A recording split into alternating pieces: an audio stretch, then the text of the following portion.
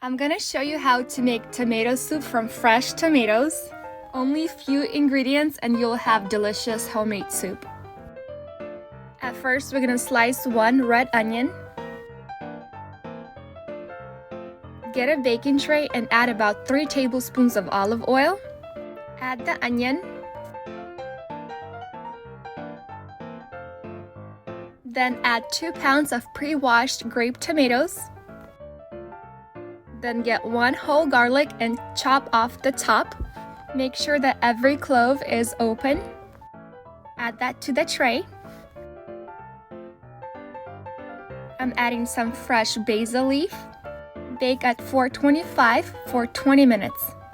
When you take it out, let it cool off for about 10 minutes.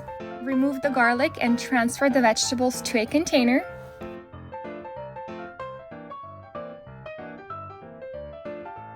And then I'm gonna squeeze out all the garlic cloves.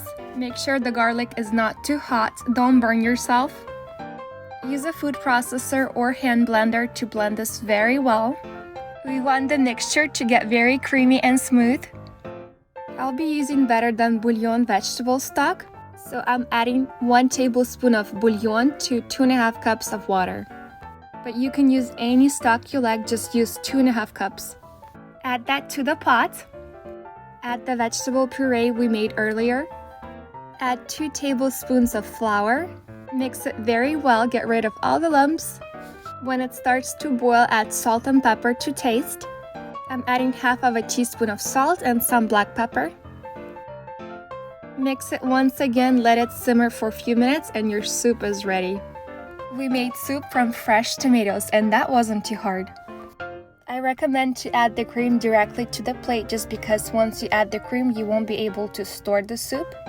Some fresh basil leaf, and of course, some fresh homemade sourdough bread is a perfect combination.